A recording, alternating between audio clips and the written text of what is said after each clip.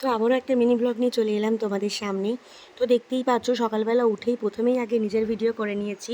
আর আমি কিন্তু শিবরাত্রির দিন মানে ধরো কালকের চোখে কাজল পরেছিলাম।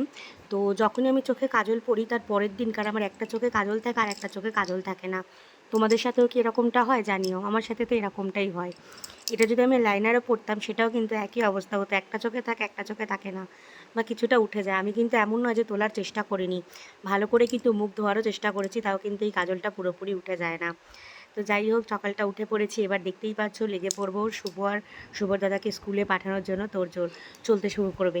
তো এইবার দেখতে পাচ্ছ আমি বসিয়ে দিয়েছি ওদের জলখাবারটা প্রথমেই, কারণ জলখাবারটা রেডি হয়ে গেলে তারপরে ওদেরকে রেডি করতে হয়। তো আজকে আমি ওদের জন্য বানাবো হচ্ছে ঘুগনি। তো দেখতেই পাচ্ছ প্রথমে আমি তেলের মধ্যে দিয়ে দিয়েছি তেজপাতা, সাদা জিরে ফোড়ন, তারপর ডুমো করে কিছু আলু কুচি করে রেখেছিলাম সেটা আমি দিয়ে দিলাম। তো আলু দেওয়ার পর তারপর আলুটা সামান্য ভাজি হয়ে গেলে তার মধ্যে আমি কিছুটা পেঁয়াজ কুচি দিয়ে দেবো। তো পেঁয়াজ কুচিটা দিয়ে হালকা নাড়াচাড়া করে তারপর আমি কিছুটা টমেটো কুচি দিয়ে দেবো। তো তারপর ভালোভাবে নাড়াচাড়া করব, পেঁয়াজ কুচি আর টমেটোটা যাতে ভালোভাবে সিদ্ধ হয়ে যায়। তো টমেটোটা যখন খুন্তি দিয়ে নাড়িয়ে দেখবো যে ভালোভাবে সিদ্ধ হয়ে গেছে, তারপর আমি এতে ব্যবহার করব আদা রসুন বাটা। আমি কিন্তু এখানে কোনো রকম মশলার গুঁড়ো ব্যবহার করব না, যেমন ধরো হলুদ গুঁড়ো, জিরে গুঁড়ো, তারপর ধনে গুঁড়ো, লঙ্কার গুঁড়ো, এগুলো কিছুই দেবো না, একদম সিম্পলভাবে বানাবো। যেহেতু সকালের জল খাবার তাই খুব একটা স্পাইসি বানাবো না, তেলটাও খুব একটা কম পরিমাণেই দেওয়ার চেষ্টা করেছি। দিয়ে ভালোভাবে এবার এটাকে মশলাটাকে কষিয়ে নেবো। যতক্ষণ না মশলা দিয়ে তেল ছাড়ছে তখন এইভাবেই আমি ততক্ষণ ধরে মশলাটাকে ভালোভাবে কষিয়ে নেবো, নাড়াচাড়া করে নেবো, মশলা যাতে তলায় ধরে না যায় সেদিকেও আমি খেয়াল রাখবো। তার কারণে আমি বারবার এসে এসে ভালোভাবে নেড়ে ছেড়ে দেবো। তো মশলাটা ভালোভাবে কষানো হয়েই এসেছে দেখতেই পাচ্ছ। এরপর আমি যেটা দেবো সেটা হচ্ছে হলুদ গুঁড়ো আর লঙ্কার গুঁড়ো, মানে হলুদ গুঁড়ো আর লবণ গুঁড়ো, সরি একটু মিস্টেক হয়ে গেছে, একটু তোমরা অ্যাডজাস্ট করে নিও। তো হলুদ গুঁড়ো আর লবণ গুঁড়ো দিয়ে ভালোভাবে নাড়াচাড়া করব, নাড়াচাড়া করে তেল ছাড়ার জন্য অপেক্ষা করব, মশলাটা ভালোভাবে কষানো।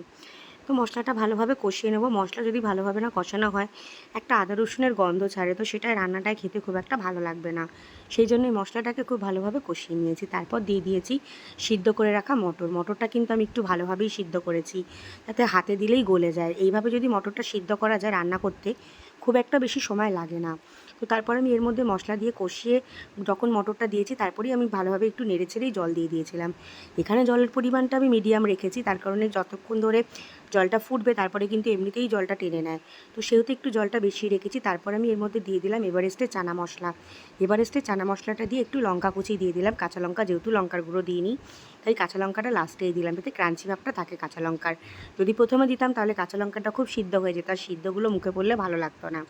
তো এইভাবেই আমি রান্না করি, কাঁচা লঙ্কা সবার লাস্টেই দিই। যাই হোক, এই ছিল আমার আজকের ঘুগনির রেসিপিটা।